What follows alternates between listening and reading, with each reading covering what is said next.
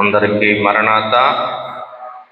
ఆరోహణ పండగకు వచ్చిన ప్రియ విశ్వాసులకు ఆరోహణ బలము ప్రభు అనుగ్రహించును గాక. ఆరోహణ బల మిచ్చుట కొరకు, ఆరోహణ బల మిచ్చుట కొరకు, మరుగైన శరీర రక్తములు, మరుగైన శరీర రక్తములు ప్రభువే స్వయముగా అందించు, ప్రభువే స్వయముగా అందించు. బైబిలు మిషను నాయకుడు, కల్వరి నాదుని ప్రియసుతుడు, ఫాదర్ దేవదాసు, ఫాదర్ దేవదాసు. ఆరోహణ పండుగ కొరకు లోకాసు వార్త 24వ అధ్యాయంలో నుండి 51, 52, 53 వచనాలు చదువుకుందాం.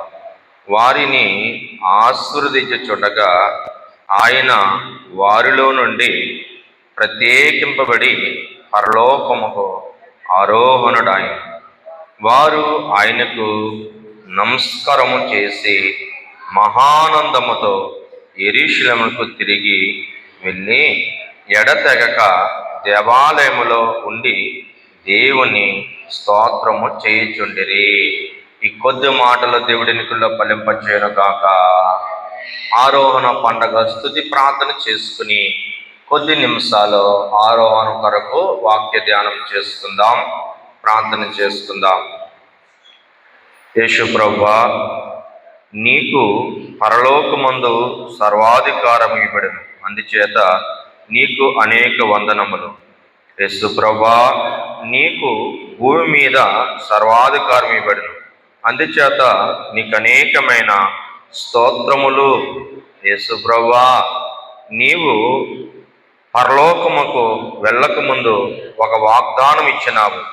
అది ఏమిటంటే, ఇదిగో నేను యుగ సమాప్తి పర్యంతము సదాకాలము మీతో కూడా ఉన్నాను అను మాట నిమిత్తము నీకు అనేకమైన స్థుతులు సమర్పించుచున్నాం. యేసు ప్రభువా, పునరుత్థానమైన తర్వాత పరలోకమునకు చేర్చుకొనబడి ఉన్నావు అని రాయబడి ఉన్నది. కాబట్టి నీకు అనేకమైన స్తుతులు, స్తోత్రములు. యేసు ప్రభువా, నీవు దేవుని కుడిపార్శ్వం మీద ఆసీనుడై ఉన్నావని రాయబడి ఉన్నది గనుక నీకు అనేకమైన నమస్కారములు. యేసు ప్రభువా, నీవు పరలోకమును వెళ్ళేటప్పటికీ భూలోకములోనున్నావు, నీ శిష్యులకు సహకారుడివై ఉన్నావని రాయబడినది గనుక నీకు అనేకమైన గౌరవ స్థుతులు. యేసు ప్రభువా, భూమి మీద నీ శిష్యుల ద్వారా జరుగుచూ వచ్చిన నీ సూచక క్రియల వలన వాక్యము నీవు స్థిరపరిచి ఉన్నావని రాయబడి ఉన్నది. అందును బట్టి నీకు అనేకమైన వందనములు, స్తుతులు, స్తోత్రములు చెల్లించుచున్నాం. యేసు ప్రభువా, నీవు ఆరోహణ సమయములో నీ శిష్యుల మీద చేతులెత్తి ఆశీర్వదించావని రాయబడి ఉన్నది. కాబట్టి నీకు అనేకమైన కృతజ్ఞత, స్తుతులు, స్తోత్రములు. యేసు ప్రభువా, నీవు పరలోకమునకు ఆరోహణుడైనావని రాయబడి ఉన్నది గనుక నీకు అనేకమైన వందనములు. యేసు ప్రభువా, నీవు నీ శిష్యులను ఆశీర్వదించుచుండగా ఆరోహణమయ్యావని రాయబడి ఉన్నది గనుక నీకు అనేకమైన వందనములు. యేసు ప్రభువా, ఆరోహణ సమయము నీ శిష్యులను నీకు నమస్కారము చేసిరి. అంత్య దినముల వరకు ఉండే నీ శిష్యుల వలన నీకు నమస్కారము కలుగుచుండును కాక. యేసు ప్రభువా, నీవు వెళ్ళినందున వారు దుఃఖించక మహానందముతో యెరూషలేముకు తిరిగి వచ్చిరి గనుక నీకు అనేకమైన వందనములు.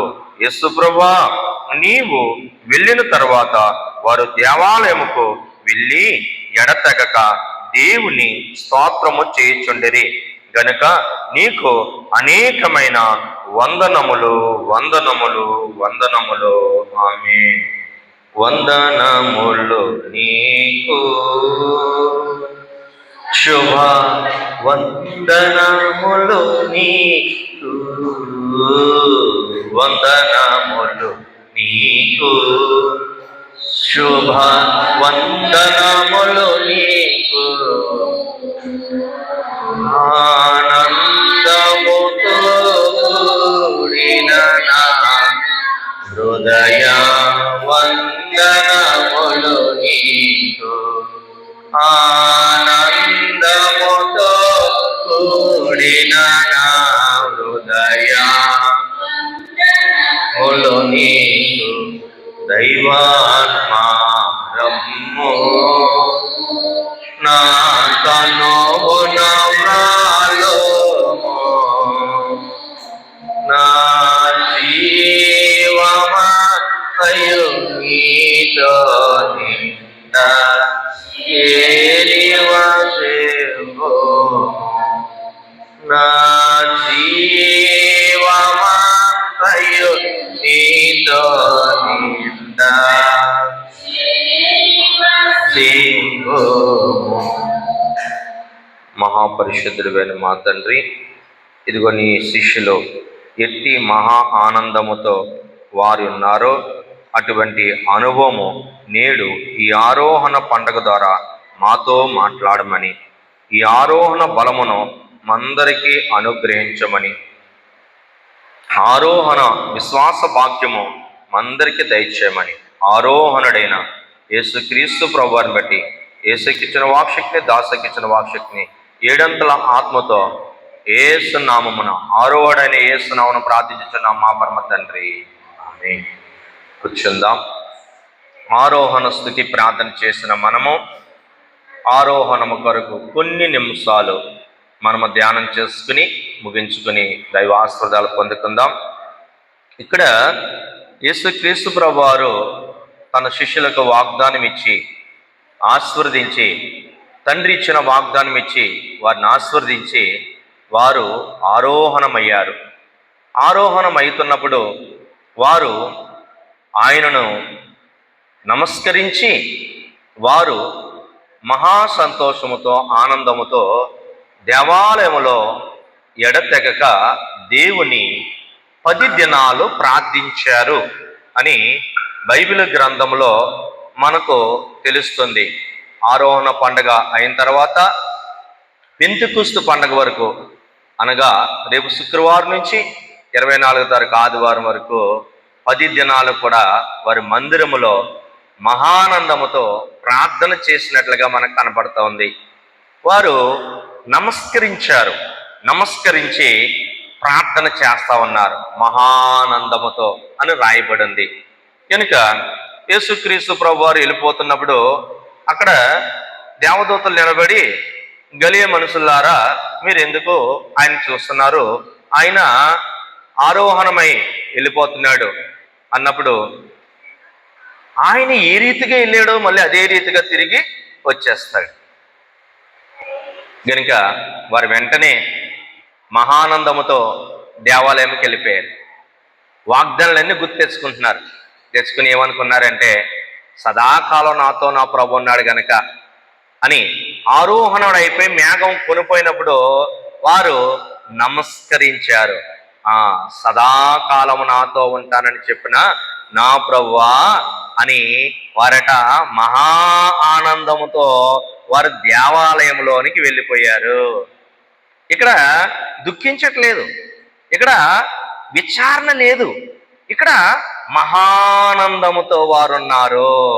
ఎందుకంటే నా ప్రభు నాతో సదాకాలం ఉంటానన్నాడు గనుక. మరి ఏంటి దుఃఖం ఎందుకు రావట్లేదంటే, ఇప్పుడు మానవ నేత్రము చూడవలసిన స్థితి అయిపోయింది.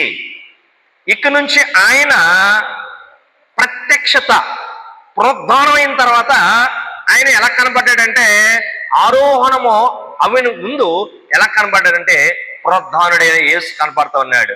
మొట్టమొదటిసారిగా మరియ చూసినప్పుడు, ఆ మగ్దలేన మరియ చూసినప్పుడు, నన్ను ముట్టుకోకు, నేను ఇంకా నీ దేవుడు నా దేవుడు, నీ తండ్రి నా తండ్రి, ఆయన దగ్గరికి నేను ఇంకా వెళ్ళలేదు, నువ్వు నన్ను ముట్టుకోకూడదు అంది.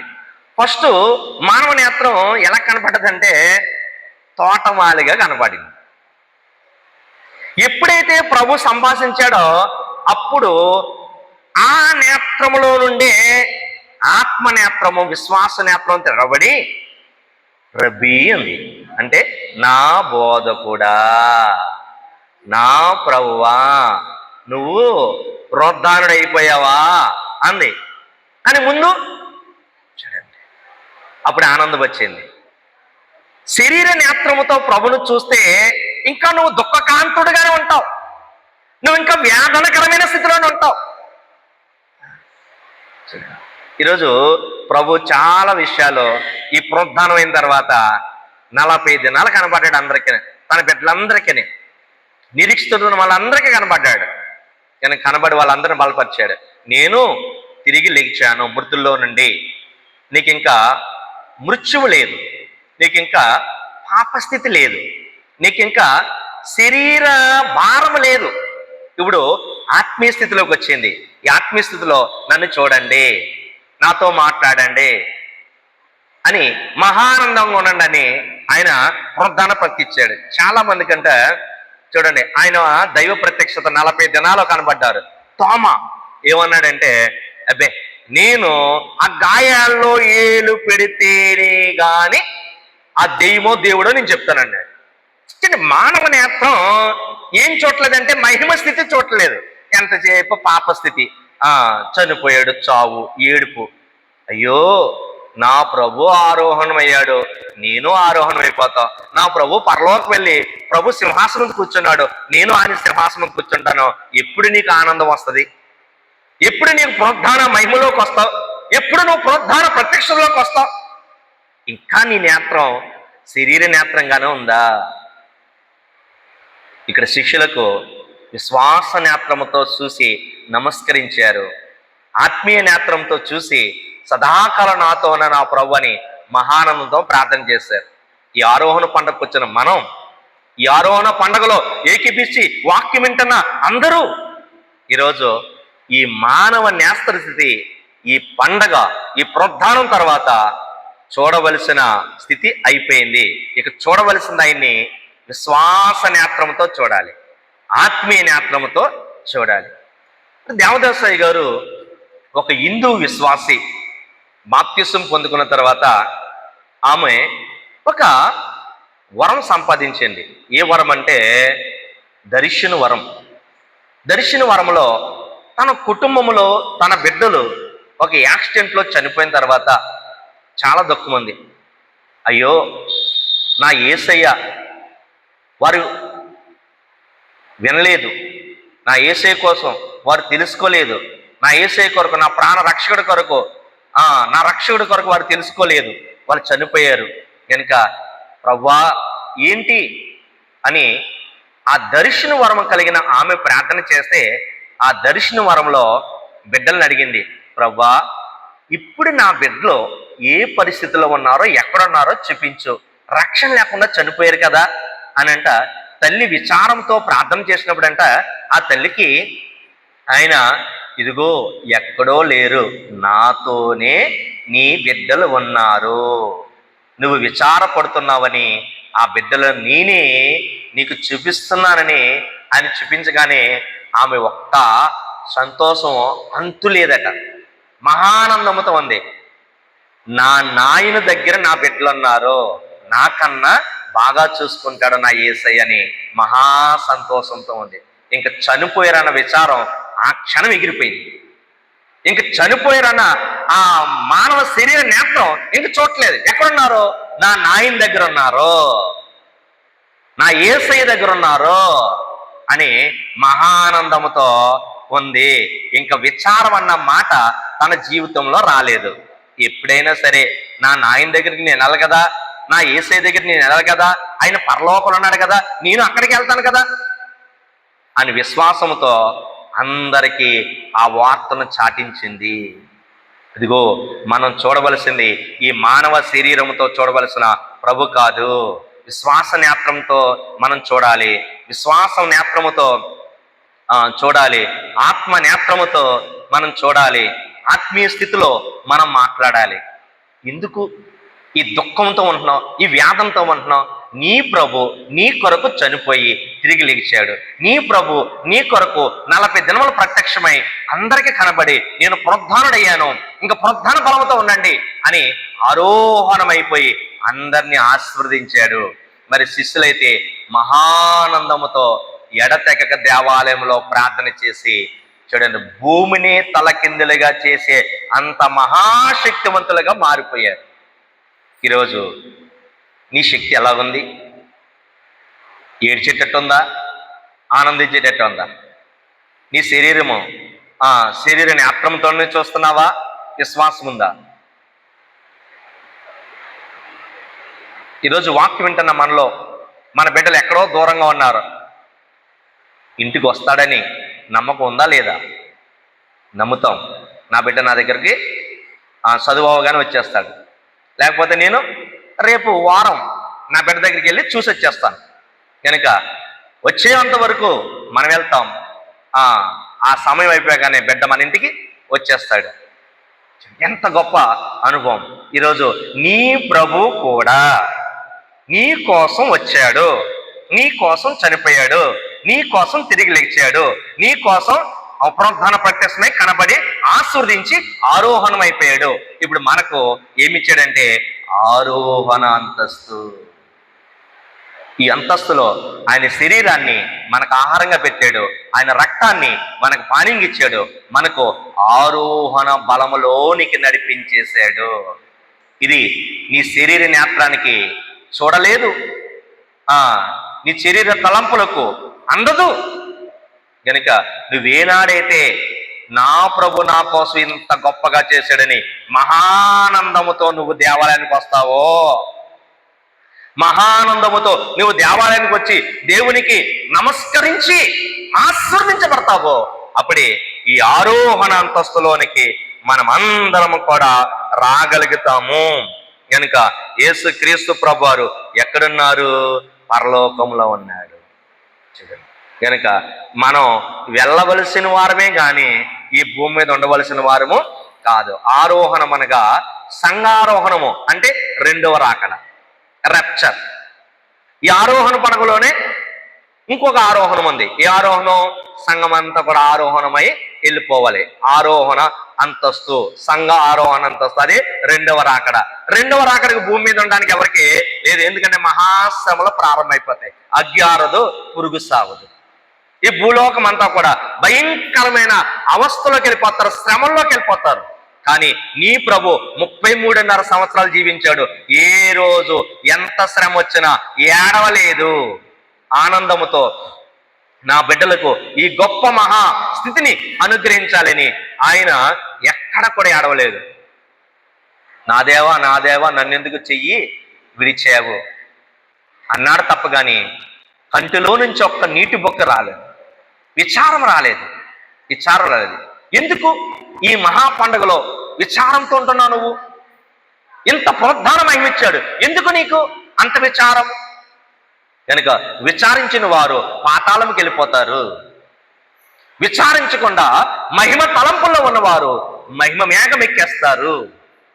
కనుక ఈ పండగకు వచ్చిన మనము ఇక నుంచి శిష్యులకున్న ఆ మహానందముతో దేవాలయంలో ఉండాలి, దేవాలయంలో ప్రార్థించాలి, స్తుతించాలి, ఆశీర్వదించబడాలి. గనుక మనము కూడా ఇక్కడ ఉండేవారు కాదు, ఎక్కడికి వెళ్ళిపోయేవారం ప్రభు దగ్గరికి వెళ్ళిపోయేవారము. గనుక సంగారం చనిపోయిన సమాధులు ఉన్న వారందరూ లేచిపోతారు. భూమి మీద ఉన్న వారందరూ కూడా ఈ శరీరంతోనే, మహిమ శరీరంతో ఆయనను ఎదుర్కొంటారు. ఇది ఈ ఆరోహణ పండగ నీ కొరకు, నా కొరకు, మనందరి కొరకు ప్రభు అనుగ్రహించి, శ్రమను అనుభవించి, సంతోషంతో, మహాసంతోషంతో ఆశీర్వదించి నేను మరలా వస్తాను, మీరు సిద్ధంగా ఉండండి, నా యొద్ద ఉండడానికి మీకు స్థలము సిద్ధపరచుటకు నేను వెళ్ళిపోతున్నాను అని మహా సంతోషంతో చెప్పిన ఈ గొప్ప వాగ్దానాన్ని ఈ పండగలోకి వచ్చిన మనం పట్టుకుని శిష్యులకున్న ఆ మహా ఆనందమును ప్రభు మనెల్లరికీ ఈ పండగ ద్వారా అనుగ్రహించి ఆశీర్వదించును గాక.